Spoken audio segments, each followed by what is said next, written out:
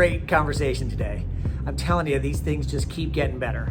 Today we're talking with Mark Hoplamazian. We get exclusive insights into his world, shares his 4 keys to leadership behavior, and we get his vision for the hotel experience of the future.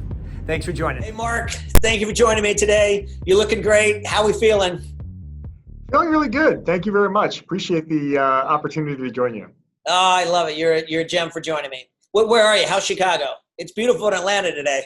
Yeah, I'm actually in my office today. I haven't been here too much, but unfortunately, there are not many other people here. But yeah, we got a lot of snow overnight for the first time. This is really the first snowfall of the year. But it's Chicago, and it's actually beautiful when the snow falls. So we're all in good shape here. Well, Chicagoans love Chicago when it snows in the winter. Yeah. So how is the office? Is the office open? Is it closed? What's the vibe in the office? It's open, but the maximum number of people that have shown up on any given day is about somewhere between 10 and 15% of the people who are officed here. And it's not different than it was during the course of the year last year. I think people are just discovering what's okay for them. Of course, if you go back a few weeks, the surge here was like it was in many places. So there was even fewer people here. But, we actually have improved tremendously. So Chicago has gone down to tier 1, which is the lowest level before you basically don't have any restrictions. Okay. So you can have indoor dining at 25%. You can convene, have meetings with participants at up to 25 people, because the case rate has dropped significantly. And we're now starting to see, after this surge and then the post-Christmas surge, around the country, we're also seeing a significant decline in case rates. So this is all positive news. So keep going with that. What do you see the future? I mean, do you think that trend's going to continue? When are people going to start traveling? When's business going to come back? Give me your go. Keep going. Okay. Well, first, I would say that anybody who makes predictions into the future, if it's too far into the future, especially during a time like this, is just either kidding themselves or kidding other people. So these are guesses. Yeah. The second thing I would say is the one thing we've learned through last year is whenever you think whenever you think you've gotten your hands around what's going to happen, it changes. So the stuff that changed since the time that we had vaccines get approved, for example, are new variants. Like, what do you do with that? That was out of the blue. The good news is the vaccines are effective against them. Apparently, the South African variant is a different slice of variant, so it's going to require an additional booster. But I think that the bad news is that we're going to continue to ride a roller coaster for a while, and the variants will create a little bit more volatility as a result of that.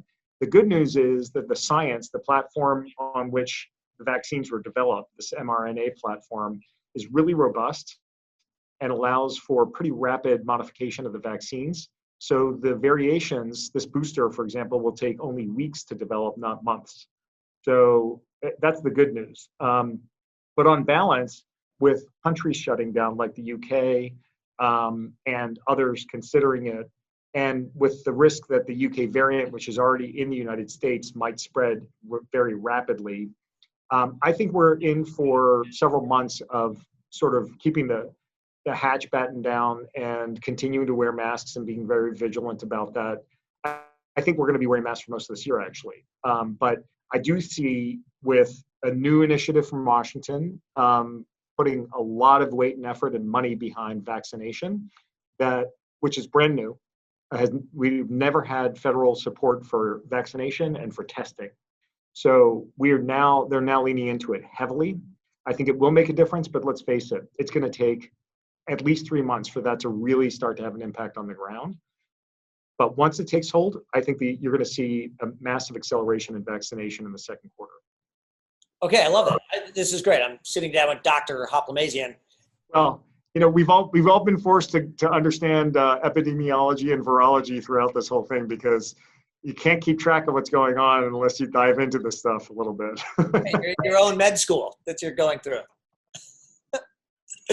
All right, so stick with this time frame now, because I think it's important. So I know second half, that's what we're all kind of seeing. That's what you think. And the main thing is business traveler, right? And maybe I should ask that way, when do corporations like Hyatt and others let the people start traveling, liability being a big issue? When do you think the business traveler comes back? Yeah, I think the third quarter is going to be a transitional quarter, and I don't think we see business travel start really in earnest until the fourth quarter. And let's face it, the third quarter is not the heaviest business travel period of time anyway. It's mostly leisure anyway. So I think we will start to see business travel kick up in the fourth quarter, and I think it's going to surge at a very significant pace into 2022. Groups, I think there's a chance we could start to see groups come back in the same time frame, not at the same pace as transient business travel, but all the major brands have launched their different hybrid meeting solutions. But really, right now, to date, it's only been repackaging of existing stuff that we've got, as opposed to a really different platform, which is what we're working on. And the primary difference from my perspective is you can append a digital channel to an in-person meeting and call it hybrid. But what you're not solving for is what is the reason why people attend conferences, including yours, which is the connections and the human experience. So we are working on how we can bring a true human dimension to a hybrid meeting so that it's much more meaningful and much more connective than just having a digital channel to an in-person meeting. Do you think we can do that? Because I'm going to speak for everybody and say we're over the Zoom stuff, but do you think we can bring the personalization to a hybrid meeting? I think we can. It's going to require a really different mindset and approach to how you do it. By the way, just to be really clear, I'm a very, very strong believer that it's not a substitute. Okay. So I think in-person meetings are essential. I think, and anybody who's predicting, like one of the things that I would say is we're getting a lot of predictions, mostly from tech company CEOs, who are saying business travel is going to be down permanently 25 to 50%. Bill Gates is way out there at 50. Remember that Microsoft has a meetings platform that he's promoting. So let's take it with a grain of salt.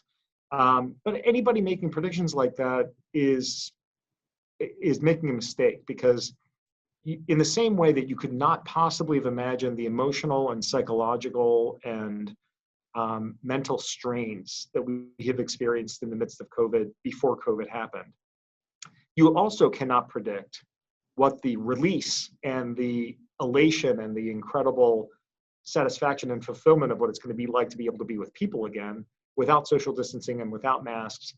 And I think that that's going to take hold in a way that nobody can predict.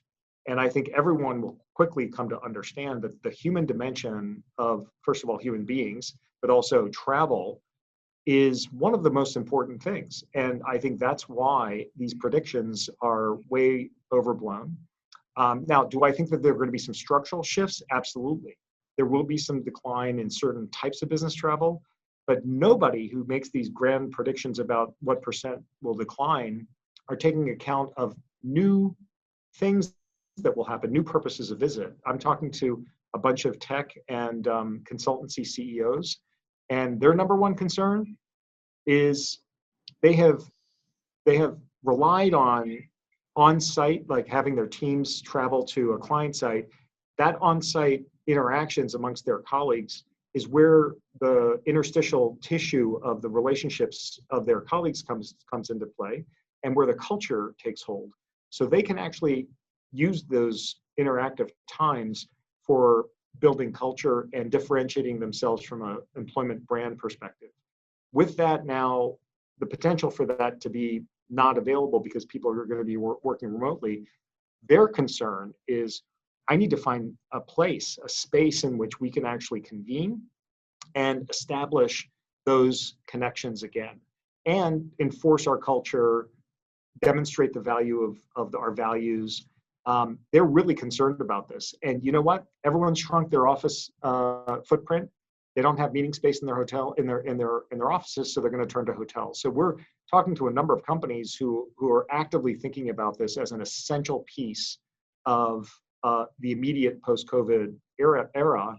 Is if they're going to remain more remote, they need somehow to bring people together. So that's just one example of how, while everyone's focused on how to measure the decline from the old normal in 2019, nobody's taking into account what the new environment is going to be and what the new opportunities might be. So that's why I think there might be a net decline, but I don't think it's material in business transfer. So you think office and hotel are going to mix? I mean, I agree. Who knows? But I'm envisioning co-working in a hotel. That's already happening. Yeah, that's already happening. So we launched Work from Hyatt program where you could, we've got a particular program put together. You can come and bring your family and work from Hyatt or do school from Hyatt. We also have Office for a Day, where if you're working from home and you just need a change in venue for a day, you can come in, day use of a room, sometimes meeting room, sometimes guest room. We're just launching the Great Relocate, which is a month stay. So we're selling months away, dedicated to taking your family or just your significant other or yourself and just committing yourself to be away for a month. And the take rate has been much higher than we expected. We just launched it. We're just trying to find different ways to give people a break. People need a change of venue. They need a change of scenery, and they need also a place where they can get outside and get some exercise. And especially if you live in a cold climate, the idea of getting away for a month, still working, but doing it in a very different environment is pretty attractive. So these are the kinds of things that I think we need to continue to promote. And I don't think that a lot of these things are going to go away post-COVID. I think they'll still remain as offerings for guests and customers. All right, I love it because you're talking both sides, out of the hotel owner and the corporate leader. So these some other things that you think will stay with us in the hotel space going forward. And I don't know if that's on the operations side or the brand side, brand standards or what, but how do you think our world looks differently a year from now? Look, what I would say first and foremost is we are the biggest owner of Hyatt hotels in the world. So we eat our own cooking. We walk in the shoes of every owner that we support in our system. And I know precisely how hard 2020 was as an owner. It tested us in so many different ways. We had to get super innovative and throw the playbook right out the window and start thinking differently. And one of the things that we turned to right away was cross-functional teams that were covering many, many different jobs because, when you're running 30% occupancies, you simply can't staff every function in a hotel. But the good news is that it presented an opportunity for a lot of colleagues who said, yeah, I'll take that on because I want to learn that. This is a new area for me. I get to grow. And as we come out of this thing, I will have an enhanced skill set. It's also necessary from an economic perspective. You can't afford to have a full team on board. The second thing that we turned to was digital. And the digital applications are pretty powerful. So the first thing that hotel teams that were reopening hotels in the June, July timeframe recognized is they had to basically sweep the room of all printed materials. They created the QR code, they affixed it to the credenza or to the desk. You walk in the room is completely clean. By the way, there's a significant cost savings over time that will be with us forever. You scan the QR code, and you now have on your phone with you, handy all the time, everything you need to know. We then said, okay, that's good, but what we're now seeing is stress and strain with respect to the transactional aspects in our restaurants. So we really quickly said, great, we must get to a point where you can order and pay using your device sitting in one of our restaurants in one of our hotels, including the cafe for breakfast or at any different venue around the hotel. So I do think that's one of the Hyatt strengths, right? I mean, at core, they're a family business, right? Where it's the Hyatt family, the Pritzker family. Oh, by the way, you own a lot of your real estate, which is aligns you with your ownership entities. But I think that's what makes our industry so amazing. Our owners are fundamentally amazing people, entrepreneurial spirit. Throw whatever you want to at them. We're going to handle it. We may not love it, but we're going to fix it. And we're going to come up with new and creative ideas. And you guys are brilliant for listening to that. You don't control all the good ideas in the room. So kudos to you. Yeah, well, thank you for that. For a long time, our corporate purpose as a company is to care for people so they can be their best. And the difference between caring for someone and just serving them is empathy. You have to practice empathy, which means really listening intensively and understanding what they need. That's really what we've leaned on more than any other thing as we manage through this COVID crisis. And we've been in such intense discussions with our owners, with our colleagues who are going through all kinds of various challenges for sure. Our focus on well-being came out of that, our enhanced focus on well-being came out of that. But with respect to owners, we quickly realized we needed to pull several levers. So reducing fees that were billable to them, negotiating with third parties to reduce what we needed to pay to third-party vendors, and also brand standards. Those were three quick things that we decided we just had to do, listening to our owners. And now as we evolve, we have the owners at the table as we now go and identify new and different types of digital engagement tools, including a new engagement tool to keep them updated on what we're doing. Talk to me about other verticals, though. What directions do you think Hyatt, you got to get new and inventive, and I don't know if I mean new brands or not, but what other verticals is Hyatt focusing on? Well, we were launching a new brand called Caption when COVID hit. We're very excited about the brand. We'll have a few openings this year and later this year into next year. I'm really excited about it because it is a very heavily lifestyle infused select service hotel with a very, very, very different kind of public space experience. So that's one key thing. I think it feels to me like there's more and more demand for exactly that. Our core select service portfolio, High Place and High House, now has over 500 hotels. We opened 35 or 36 hotels last year. So we still have momentum in those brands and we're excited about that and we have critical mass. But we do think that this extra leg is going to provide a lot of really interesting development opportunities going forward. I think the biggest mega theme I would point to, though, is well-being. I think when people start to travel again, everyone's going to be that much more focused on their own well-being and how they can actually recharge and rejuvenate. And I think a lot of that has to do with just mental stresses and strains. And so how we can bring well-being practices to our guests. We did an exclusive deal with Headspace to provide Headspace to our guests and our colleagues, or World of Hyatt members and our colleagues. But it has to go way beyond that. And we've got Miraval as a core asset in the portfolio, and they have a very rich and deep reservoir of knowledge about self-care. And so we're going to be doing a lot more to bring that learning into what we can actually provide to guests as they travel around the system. So I think that well-being is not just here to stay, but it's going to be growing. The focus on it's going to be growing tremendously.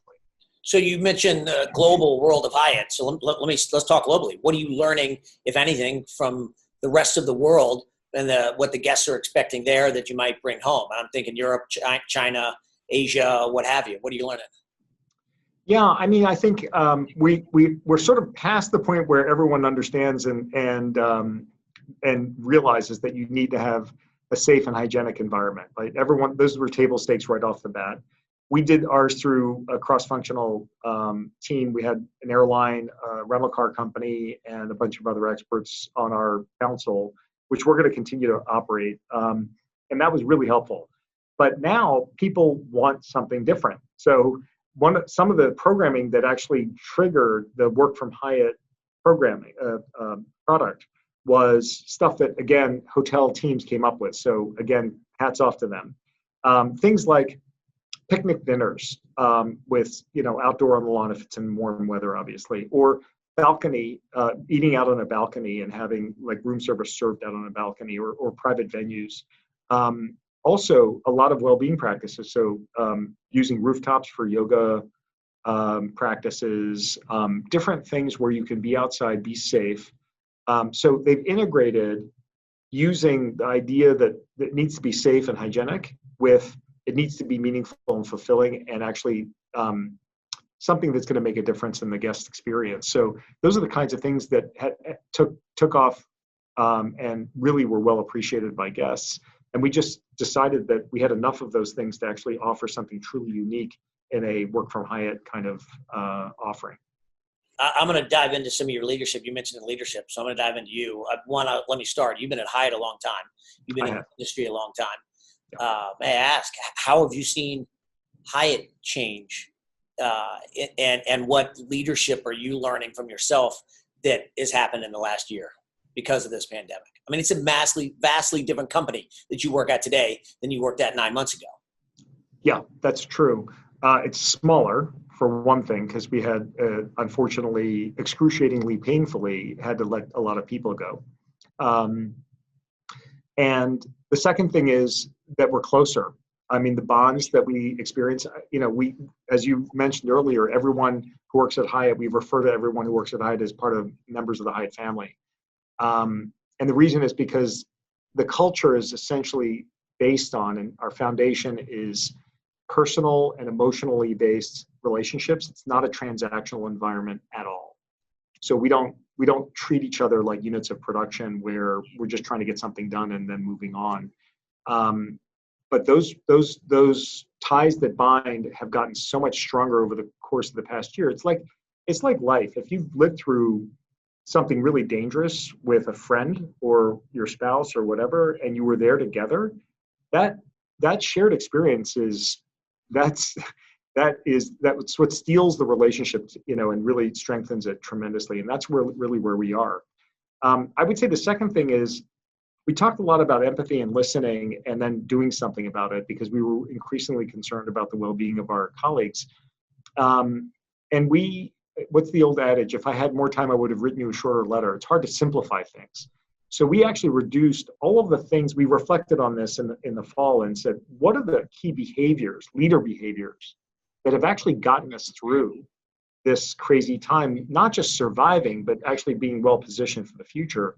And we came up with 4. The first is empathy. So you've got to keep listening. 2 ears and 1 mouth. You got to use them in that proportion always. Second is well-being. Back to what we were talking about earlier.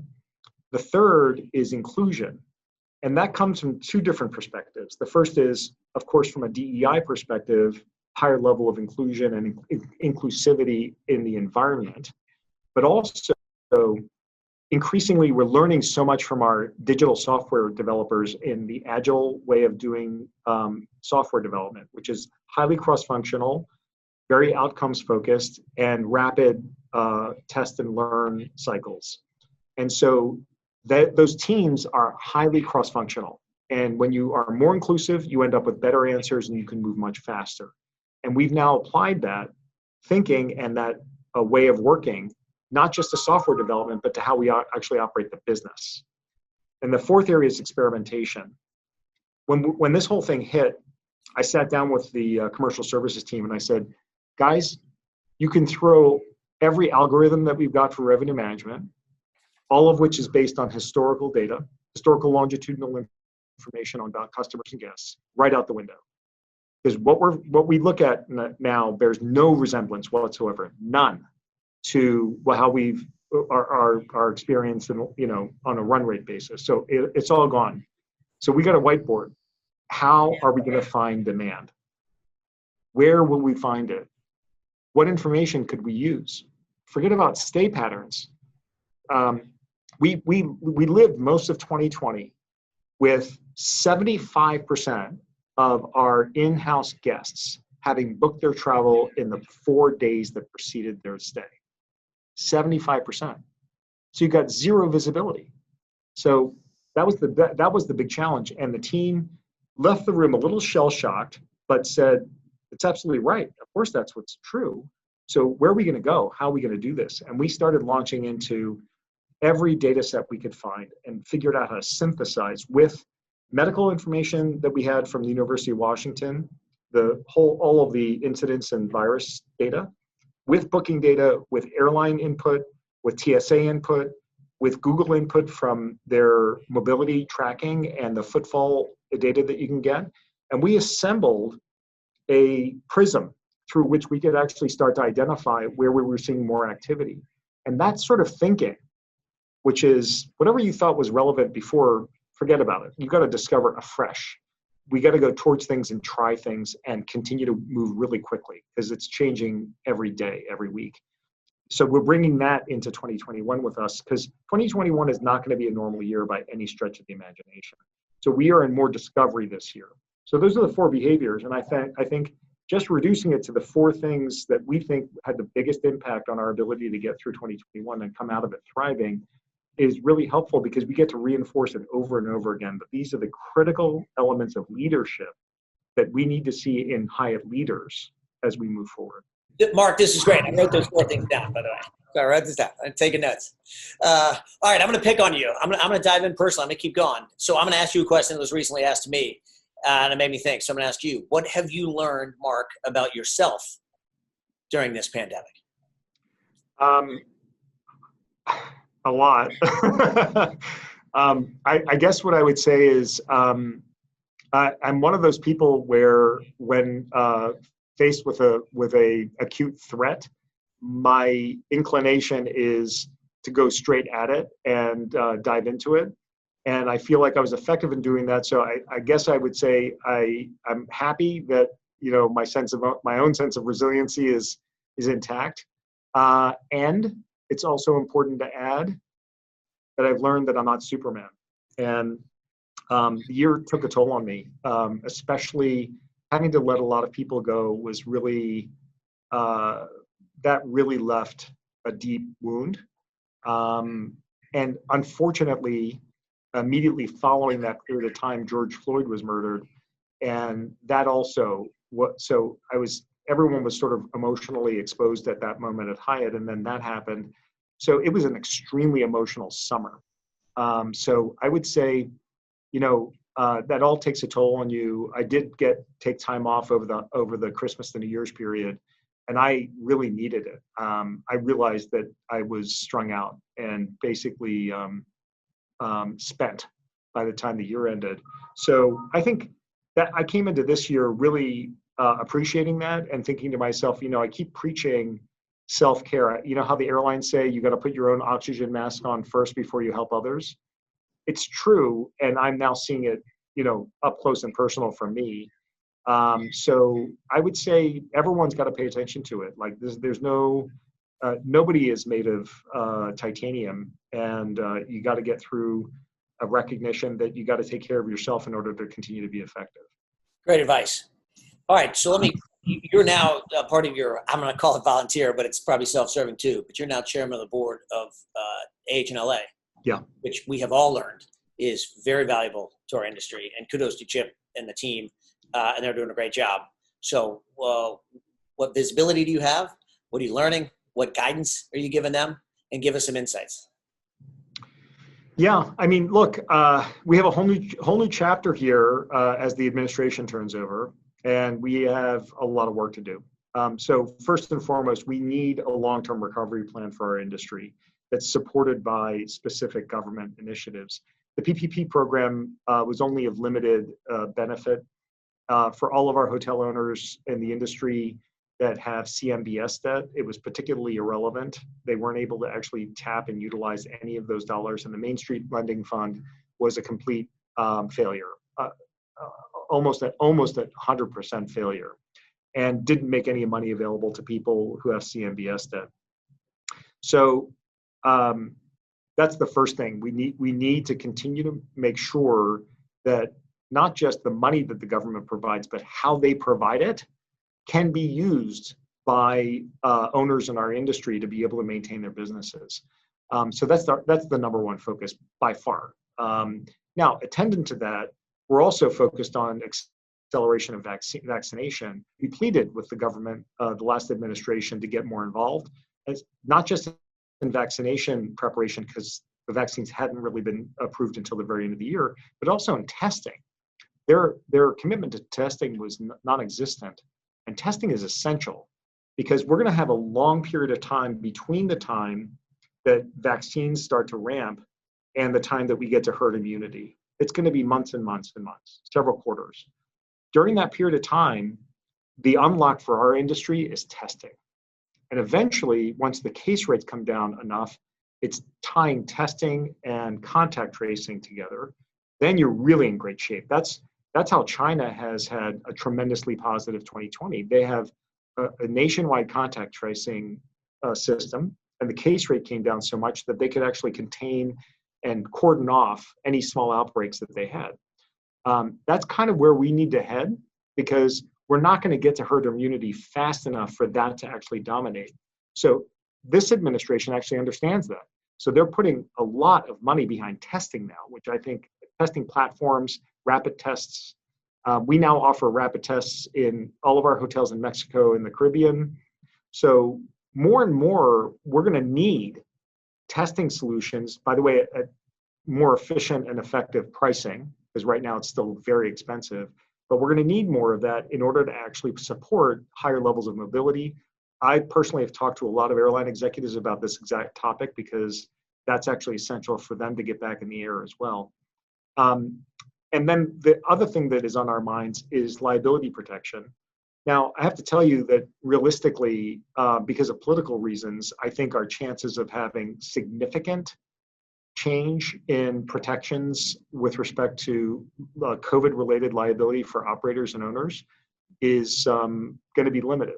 I think we had a better chance with the Republican administration, but I think that's going to be more limited. So we do need to narrow the focus of what it is that owners and operators would be liable for theoretically in a COVID world. I just don't think it's appropriate if you have a good actor, someone who's actually following industry standards and has a regimented hygiene and safety and cleanliness program, they should not be held liable for someone who happens to contract COVID, among other things.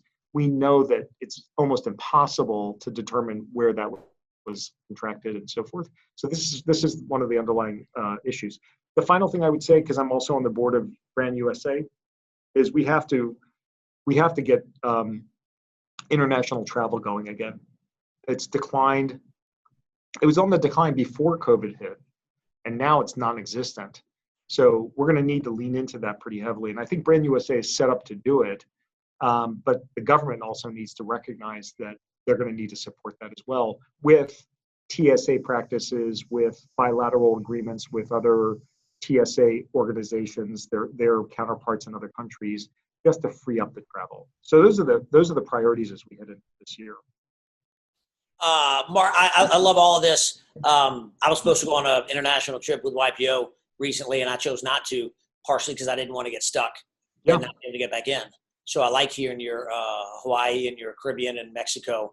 If you're doing the testing there, that's your path to getting back in. We got to loosen these up. There's things we can do, I think, in the private sector that can help get this travel back. I agree with you. Mark, you're amazing. You're an incredible leader in our industry. Thank you for coming on. Any parting words that words of wisdom you want to leave us with? I'll give you one last voice. Yeah, I guess I would say, look, as much as I think that this is going to be a tough and tumultuous year, my confidence in the return of travel couldn't be higher. I think the pent-up demand that we hear from every corner of our guest base and our customer base is remarkable.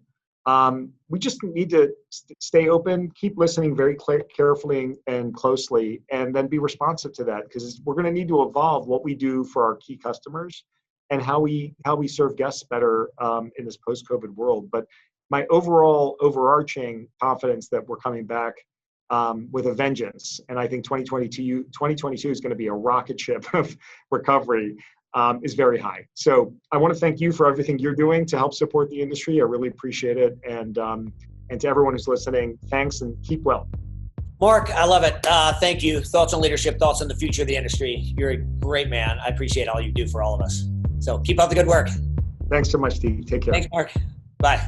Bye-bye.